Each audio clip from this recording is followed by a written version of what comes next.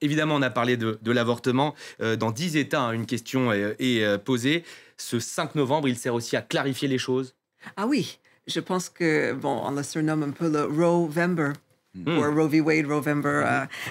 Vous savez, hein, je pense que là, il n'est pas entendable pour les femmes d'avoir eu des doigts. Et on se dit, ce serait bien si j'avais moins de doigts. Je ne suis pas sûre que ça marche. C'est pour ça qu'on voit des femmes qui, donc, d'ailleurs, sont traditionnellement celles qui votent de manière très disciplinée, qui ont quand même une certaine attirance pour des gestes civiques déjà et qui arrivent à voter. Elles sont encore plus motivées, peut-être pas du tout pour elles-mêmes, mais elles doivent se dire, mais ce serait quand même incroyable que de mon vivant, j'ai ma mère et ma grand-mère qui s'est battue pour quelque chose et ma fille et ma petite-fille n'auront plus accès.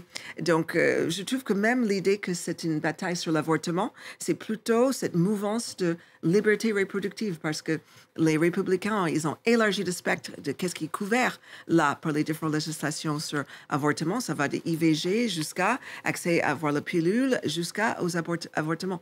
Donc, c'est trop plein de choses. Et effectivement, je pense que c'est vraiment le premier sujet pour lequel les femmes votent. C'est pour ça on voit toutefois des écarts de jusqu'à 10% dans les États clés. C'est plutôt rassurant. Régis, c'est vrai que c'est l'une des particularités de ce scrutin. On ne vote pas que pour le président aujourd'hui. Oui, on ne vote pas ou la présidente. Que pour le président ou la présidente. Il y a des référendums qui sont organisés, notamment dans l'Arizona, qui est un État très conservateur, et qui organise aujourd'hui même, le 5 novembre, un référendum pour remettre l'avortement dans la constitution même de l'État de l'Arizona, dont il a été sorti pour l'instant. Donc, oui. Référendum très différent d'un État à l'autre. Hein. Très différent d'un État à l'autre. On vote dans le même temps dans l'Arizona pour un référendum sur l'immigration, pour voir s'il faut criminaliser l'immigration. Donc, on voit exactement les deux pôles principaux de cette campagne électorale entre la rigueur immigration que combat Donald Trump et la volonté pour Kamala Harris et ses partisans de rendre aux femmes le droit à l'avortement partout dans les États-Unis. Kamala Harris en a fait un thème central de la campagne et même dans le Parti républicain, les femmes sont sensibles à cet argument de disposer de leurs droits, simplement de disposer de leur corps, de pouvoir faire ce qu'elles entendent de bon pour leur santé, pour maintenir ou pas une grossesse, jusqu'à des termes qui peuvent, interrompre une grossesse jusqu'à 25, 26 semaines. Telle est l'ambition, en tout cas, de Kamala Harris, qui a dit, moi, ce que je souhaite, c'est que le Congrès vote une loi, et si cette loi est votée par le Congrès, je la promulguerai. Je la promulguerai, déclare Kamala Harris. Ce ne sera pas aussi évident que ça, parce qu'il faut une majorité dans les deux chambres. Et au Sénat, il faut même 2/3 pour faire changer cette majorité. Donc, on voit que c'est un enjeu fondamental. Et du côté de Donald Trump, on est plutôt à se dire, moi, l'avortement, je ne suis pas vraiment contre. On n'a peut-être pas encore parlé ce soir du projet 2025, donc, qui est ce projet ultra-conservateur. Donald Trump dit pour l'instant, je ne suis pas favorable à ce projet, je ne sais pas exactement qui l'a écrit, mais ça pourrait être une feuille de route que les républicains, si Donald Trump arrive au pouvoir, vont suivre et qui recadenassera complètement les droits à l'avortement, avec vraiment une traque, on peut le dire comme ça, contre les femmes qui désireraient avorter et pour rendre cet avortement complètement interdit dans tous les États des États-Unis. Donc l'enjeu est fondamental et il sera déterminant a priori aussi par rapport au vote en faveur de Kamala Harris ce soir. On repart sur le terrain, Aude. Oui, on prend tout de suite la direction de la Pennsylvanie, l'État clé, des États clés avec ses 19 grands électeurs. Bonsoir Eric Destiné, les deux candidats ont dépensé des dizaines de millions de dollars pour faire campagne en Pennsylvanie pour cause. Lors des deux derniers scrutins, celui qui a gagné cet État est toujours rentré dans la foulée à la Maison-Blanche.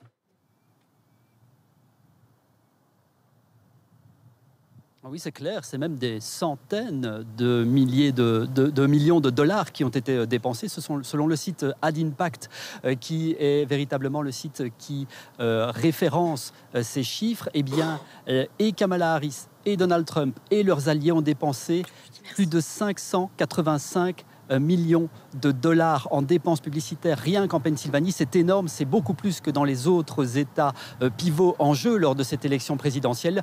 Pourquoi ? Eh bien parce que selon des statisticiens bien connus ici aux États-Unis, la Pennsylvanie est le seul État qui permettrait à celui ou celle qui l'emporte ici d'ensuite avoir 90-90% de chances d'accéder à la Maison-Blanche. Alors évidemment, les campagnes de Kamala Harris, de Donald Trump et leur entourage ont vraiment sillonner la Pennsylvanie du nord au sud, d'est en ouest, pour tenter de convaincre les électeurs dans les comtés clés. Hier encore, Kamala Harris et Donald Trump étaient ensemble à Pittsburgh, la deuxième ville de Pennsylvanie. Ils ont mené des meetings électoraux dans 2 villes distantes de 15 km à peine. La Pennsylvanie, c'est véritablement l'État en or. C'est une des clés du match de cette élection présidentielle. La grande question, c'est quand va-t-on avoir des résultats définitifs? On se souvient qu'il y a 4 ans, nous avons eu des résultats 4 jours après le scrutin. C'est beaucoup. Ça a pris beaucoup de temps parce qu'à l'époque, il y a eu des votes par correspondance en masse et les autorités n'étaient pas préparées à dépouiller de manière aussi massive ces votes par correspondance. Ouvrir des enveloppes, ça prend du temps. Cette année, la question à $1 million, c'est de savoir quand on saura qui aura gagné en Pennsylvanie et qui fera un pas de géant vers la Maison-Blanche. Merci Eric, et on verra dans les prochains jours si vous restez justement 4 jours sur place à attendre le résultat de cet État. Merci beaucoup en tout cas Eric. Gauthier, pour revenir sur cette question de l'avortement dont on parlait, à quel point ces scrutins dans les 10 États, c'est important pour l'avenir des femmes aux États-Unis? Qu'est-ce qu'elles jouent aujourd'hui, les femmes? Effectivement, ce que Madame disait tout à l'heure, c'est-à-dire des droits conquis, de haute lutte, et qui sont repris ou retirés au nom finalement d'un sentiment ou d'un droit avec beaucoup de guillemets que les conservateurs, les hommes essentiellement, s'arrogent. Parfois aussi les femmes conservatrices, mais c'est plus rare. Et que de ce fait-là, il y a, je rappelle une évidence, une loi qui favorise en faveur de l'avortement.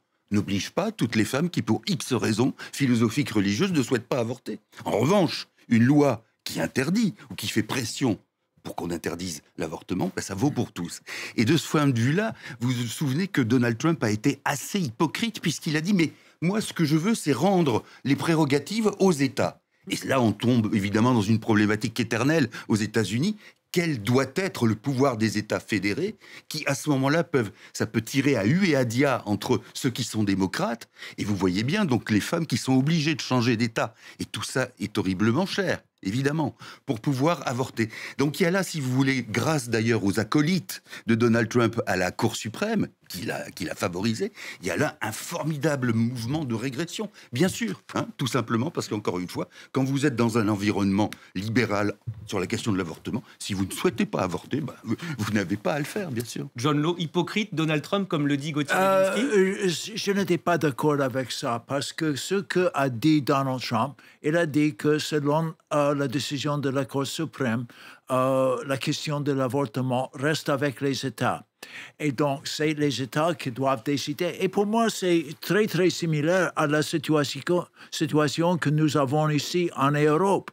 La décision de l'avortement reste avec chaque pays.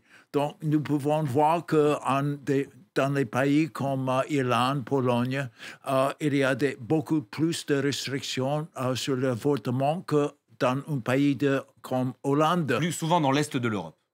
Mais par exemple, quelle est la restriction ici en France? C'est 12 semaines, n'est-ce pas? C'est 16 semaines. 16 semaines. Mais c'est plus ou moins, ça c'est ce que pense la moyenne des Américains. Mais ça change d'État à État. Donc pour moi, c'est très très similaire à la situation en Europe. Chaque pays peut décider, chaque État dans les États-Unis peut décider. Et une question pour chaque État. Oui, sauf qu'il y a une autorité fédérale aux États-Unis. Il y a quand même quelque chose... Non. Si, enfin, c'est le first Non, je vais aussi dire, il n'est pas question qu'il y aura une législation fédérale. Parce que pour avoir une législation fédérale sur l'avortement, il faut 60 votes dans le Sénat. Et ça, c'est impossible maintenant. Même aujourd'hui, même si les républicains gagnent beaucoup, ils vont arriver maximum 57.